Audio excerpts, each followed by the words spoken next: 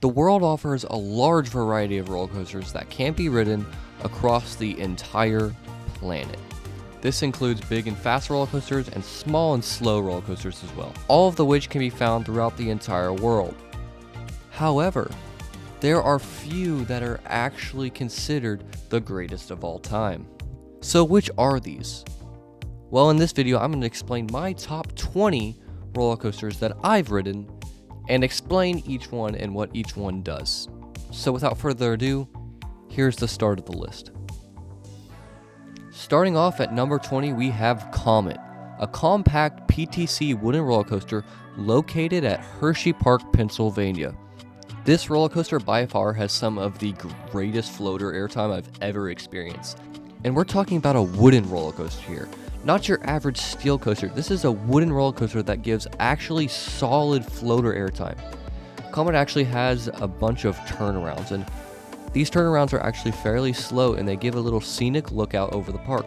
And then you dive back down and do the layout again, and every single time you dive down, you get really good floater. The layout is just super compact and really well designed, and that's why this is in my 20 spot on my list. Coming in at number 19 is a coaster from the same park. This is Great Bear, a B&M invert that is one of the most unique B&M invert layouts out there. And what I mean by unique is that this roller coaster is actually not a clone, which is different from your normal inverts, which are normally clones like the Batman clones and stuff like that. But this roller coaster actually isn't a clone, it's a very specific, unique layout to Hershey Park. Great Bear is actually situated fairly high above the ground at first, and then it drops down and stays close to the ground at the end of the ride, which is a really cool experience, showing that this is actually a terrain coaster, which is one of the many few terrain inverts out there. This roller coaster is also super whippy. Into the entrance of the Zero G roll, it's actually one of the best whip elements I've ever experienced. Even though it's not super intense with positive G's, the lateral G-force on this thing is actually incredible. Now we move to our 18th spot, which is kind of an oldie out there in the world of roller coasters. This is LochNess Monster at Busch Gardens, Williamsburg, which opened in 1978. This was one of the first roller coasters to go upside down. Busch Gardens Williamsburg actually marketed it as the first interlocking loop, which I think is actually the only one in the world still. But still, it's insane to look at, and this spectacle is incredible to view from the pathways, because still there's nothing like this in the world. And if you time the trains right, it actually is one of the craziest things to see, as these two trains just interlock with each other. It's very rare, but it actually has happened, and I think Aerodynamics in Busch Gardens Williamsburg knocked it out of the park with this one, with not only the theme, the ride itself isn't that themed, there's a tunnel and everything, but also you weren't able to put that many forces on the track back then. There wasn't heartlining, so you couldn't bank your track around, a rider's heart, so your inversions had to be limited, and that limit was normally to either a corkscrew or a vertical loop, and in this case they chose a vertical loop, or two of them, and it's positioned right over the Rhine River, which is actually a lake that Busch Gardens Williamsburg kind of made for the park. But it's an incredible layout, some insane positive forces as well for a coaster that opened in 1978. This was also the first roller coaster that I rode that went upside down, so it's kind of like a milestone for me in a way, so I have this at number 18 for that reason. Next up at my number 17 spot is a shocker for probably some of y'all, as I have it so low in my list. This is PowderKeg at Silver Dollar City, a SNS air compressed launch coaster, which has a super weird history. Essentially, it was this old water kind of roller coaster ride called Buzzsaw Falls, and they converted it into an SNS launch coaster. But what's weird about it is that they kept some of the old Premier track. Premier was the one who made Buzzsaw Falls. They kept some of the track, and you can will feel the transition from the new SNS track to the old Premier track. And so the layout is just super weird because they worked it around the old existing Buzzsaw Falls track. This roller coaster actually has some decent floater. If you don't get stapled, that is, the ops at PowderKeg are actually known for stapling you. Even sometimes they'll say, like, prepare to be stapled and stuff like that.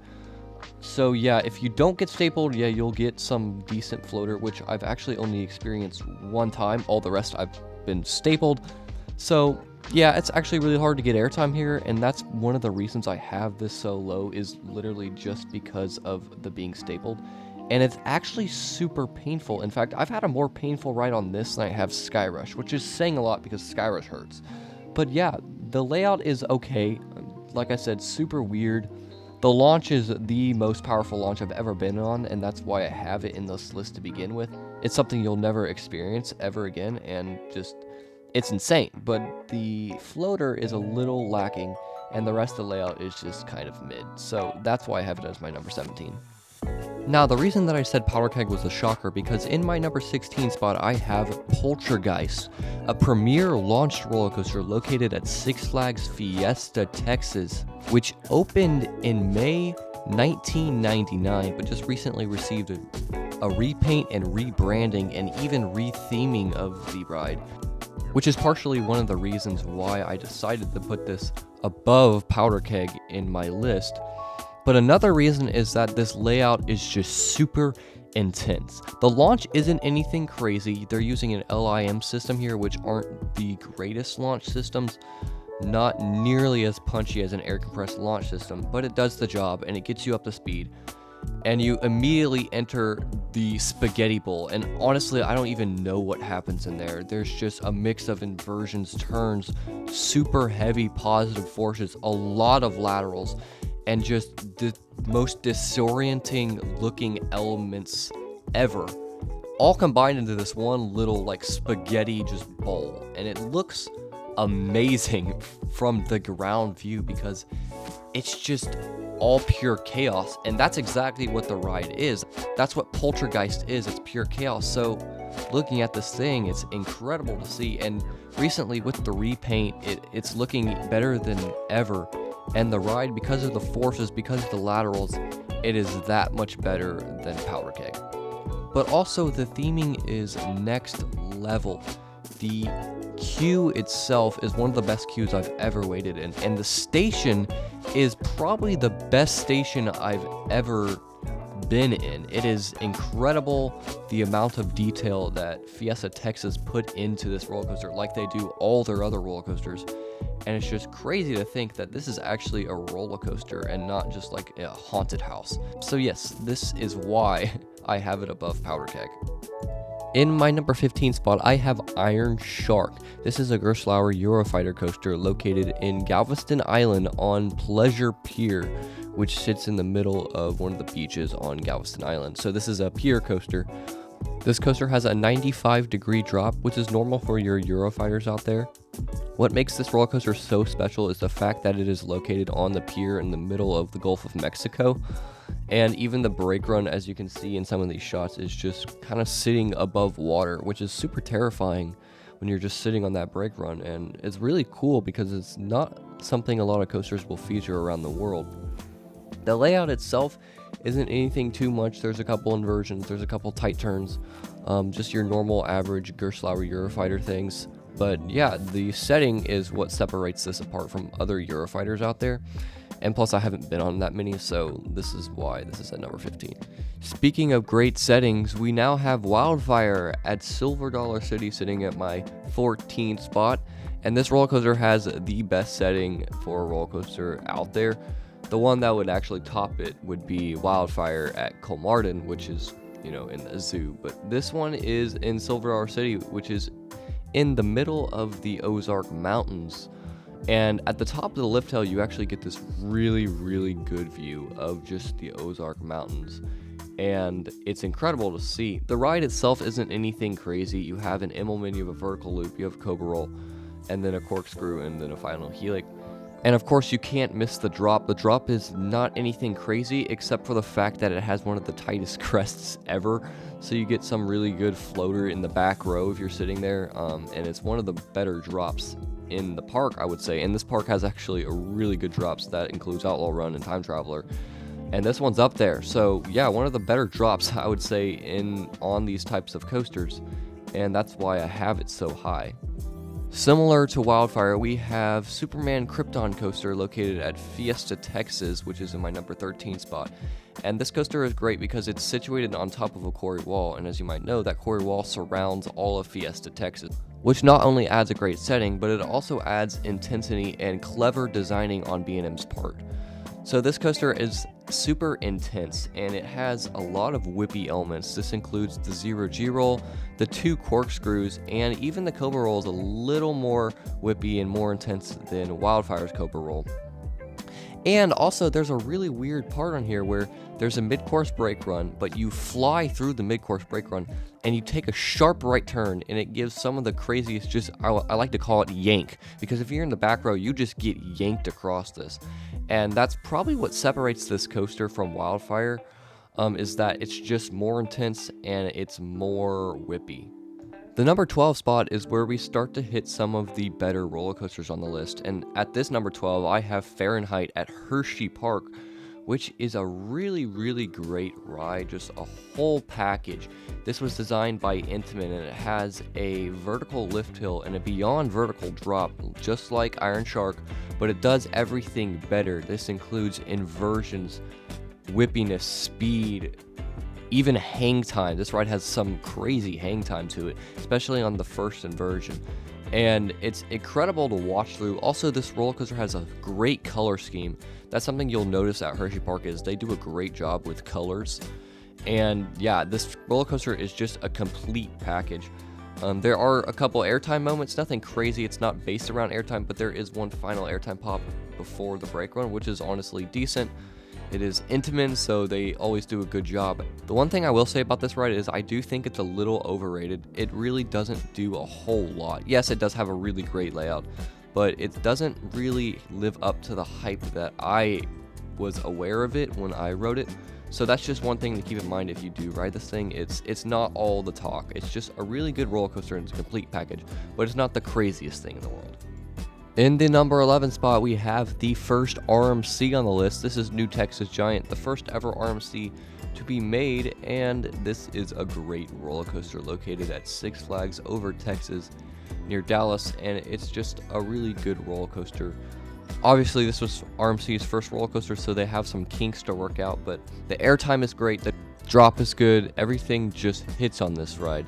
The one thing I will say is that there is a mid-course brake run that kind of slows down the pacing of this ride. So if there's one thing that could be improved, it would be the pacing. But other than that, the ride is great. Of course, you can't hate on it too much for being RMC's first roller coaster. They knocked it out of the park. First wooden roller coaster conversion to the steel iBox track, and it fits over Texas perfectly. Now hitting my number 10 spot, which means this is the 10 best coasters that I've ridden.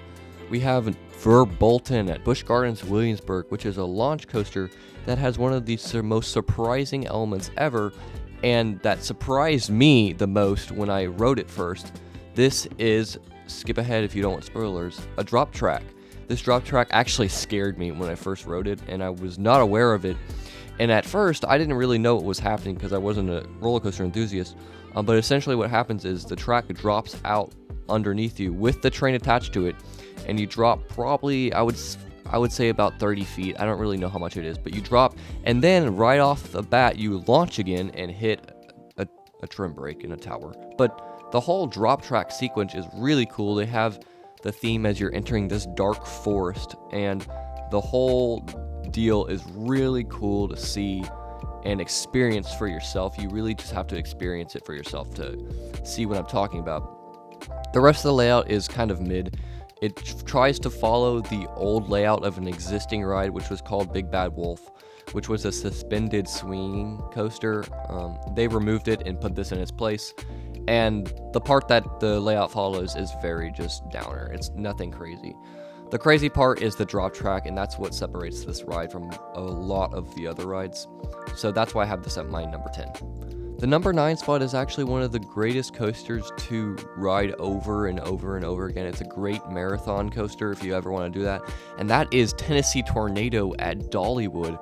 What a great roller coaster by Aerodynamics. It is fast, it is intense. The drop literally goes through a mountain. The inversions are so janky because of how old it was, but it works. Every single element works. The ride isn't necessarily that long, but the winding and the turning through the Smoky Mountains is worth it. It makes up for that short layout. And this roller coaster is just so rewritable. You feel like, okay, well, I didn't get enough the first time, let's get back on it. And it's just so much fun when you marathon this thing. It just has this nice charm to it that you don't get on a lot of roller coasters. This old classic feeling. And that's what I love about this roller coaster. At number 8, we have another roller coaster from Hershey Park. This is Storm Runner, a hydraulic launched roller coaster by Intamin. One of the better launches in the world, I would say, because there aren't that many hydraulic launches out there, and they are super powerful and punchy. This roller coaster starts with a bang, obviously, with the launch, and then it enters a top hat, which gives some crazy ejector airtime. It then enters this really janky in-moment, I think is what it would be considered, but it's just banked weird. So yeah, I don't really know what it is. And then you enter my favorite inversion of all time. This is the flying snake dive, which is essentially 2 barrel rolls back to back, but on the last barrel roll you spin off and then dive down, creating some really good hang time, whip, but also air time, if you want to believe that, in the back row, which is crazy. But yeah, it happens. The rest of the layout is kind of just mid. You kind of meander around and hit the brake run. But that's why this roller coaster makes it up here on the list, is because of that flying snake dive. And obviously that launch is incredible. So Hershey Park again has another coaster up there on the list. Number 7 is quite possibly the most unique roller coaster on this list, and by far my favorite theme of any roller coaster. This is Time Traveler at Silver Dollar City, a mock extreme spinning coaster, the first of its kind. Launched, it has a 90-degree drop right out of the station. You dive down into the hillsides of the Ozarks. Crazy ride. The spinning adds so much, especially on that drops. A spinning drop is one of the craziest things ever. I mean, just think about it this way. You're facing backwards and then you're hitting a 90-degree angle. That's crazy to think about, but it's what happens. You get some really good hang time on these elements, like there's 2 overbanks that give good hang time, and then a vertical loop that has some of the greatest hang time ever. Then there is one of the best airtime moments I've ever been on, other than, you know, an RMC, but this is a twisted airtime hill, but you're spinning, so it gives ejector airtime, but also a little bit of floater, so I think it's technically considered flowjector airtime. You hit a 0G roll, which is like doing a backflip, and then a launch, and then another overbank, and finally the brakes. The one thing about this ride that I do love are the sound effects and the soundtrack. The soundtrack for this ride is really good. If you don't know, it is a bunch of old songs like 90s and stuff, but they have bluegrass the songs to where they're the bluegrass covers of these songs. For instance, Free Falling has a bluegrass cover and stuff like that. And the soundtrack is just awesome to listen to, and it is on YouTube if you want to listen to it. But it's great, and it just adds so much to the theme. The whole time traveling aspect is so cool, and the theme is really great. So that's why I love Time Traveler at Silver Dollar City.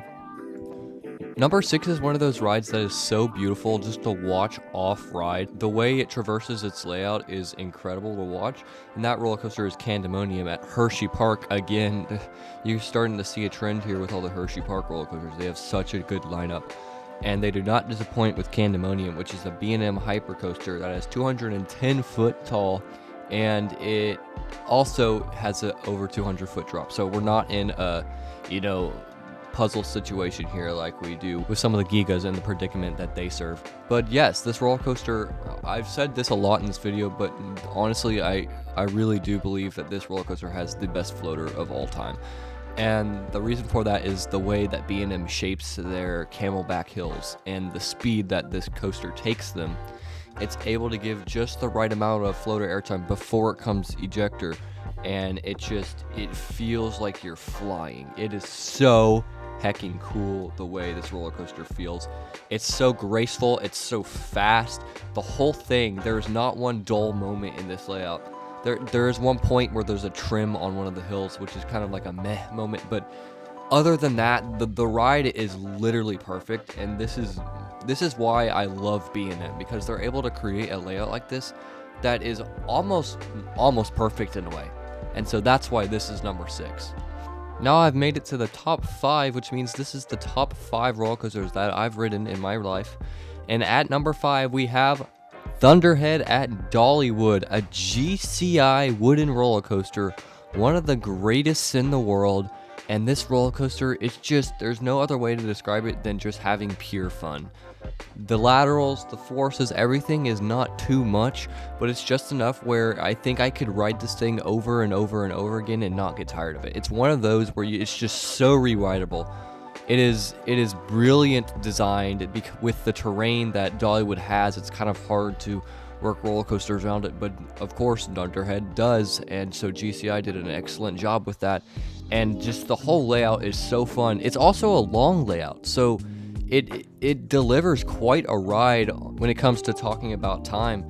This piece of art also is super butter smooth, which is it's normal for wooden roller coasters now, but this thing is exaggeratingly smooth. I mean, it is crazy smooth. There is not a jolt or bump in this ride at all, and Dollywood has done a great job taking care of a wooden roller coaster like this, almost completely opposite of what they have been doing with Lightning Rod, which is coming up, by the way. This is also the one roller coaster that I got off just dying laughing. I have never laughed this hard on just a ride in general, and really just in general laughing.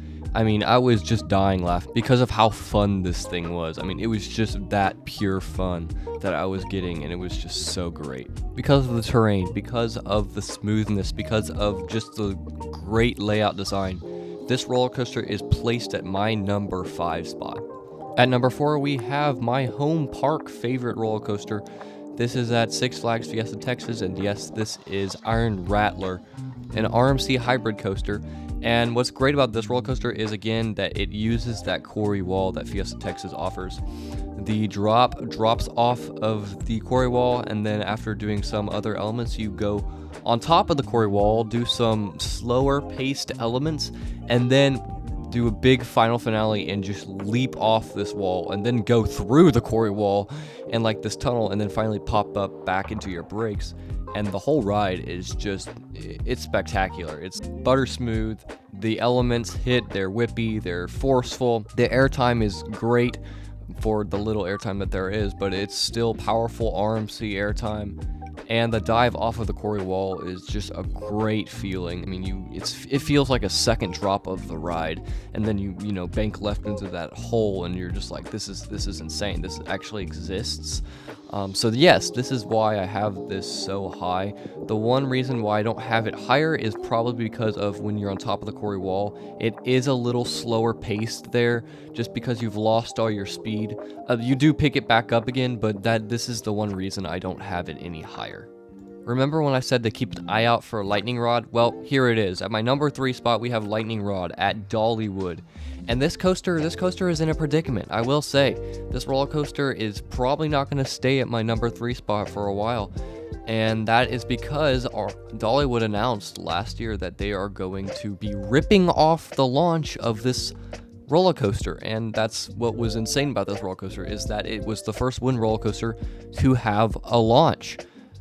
RMC created this coaster, and they thought, well, what's stopping us? Let's try a launch on the roller coaster. And I would like to say they succeeded, but they really didn't. It was really just a trial and error that they were running. This roller coaster was barely ever open. It was very rare that you would get a ride on this thing, and I was actually kind of lucky to get a ride on this thing, to be perfectly honest. It closed about, I would say, 5 times a day, every day we were at Dollywood. And the layout, it's the greatest layout I've ever been on. I can say that easily. Now, the reason it's not at my number 1 spot is because of the fact that it is so unreliable, and Dollywood themselves actually slowed down the launch to try to make it more reliable, which actually didn't really succeed. So they just had to start placing iBox track on this thing, and they kind of, I would like to say, they ruined the coaster. And of course, now last year they announced that this thing is beginning just a high-speed chain lift now, which is going to make it a lot more reliable, but it's probably going to drop because it's not going to have that speed that it used to.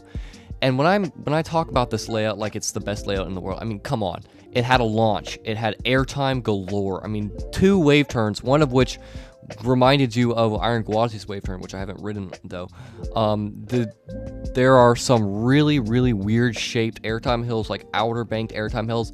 And then, of course, the quad down. You can't forget the most airtime, like, ever on a roller coaster element. insane. And I will say that is the one element that surprised me. I was blown out of my mind by how much airtime that gave me.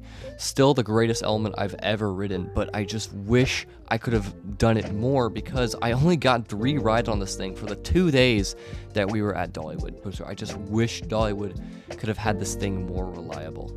Finally, I've narrowed it down to the last 2, and at that number 2 spot, we have SkyRush, another coaster at Hershey Park.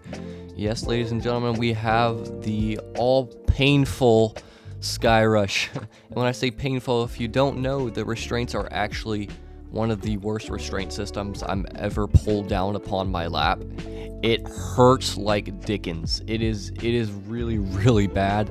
But you know what? It doesn't matter because the airtime on this roller coaster is so strong. The forces are some of the strongest positives I've ever experienced.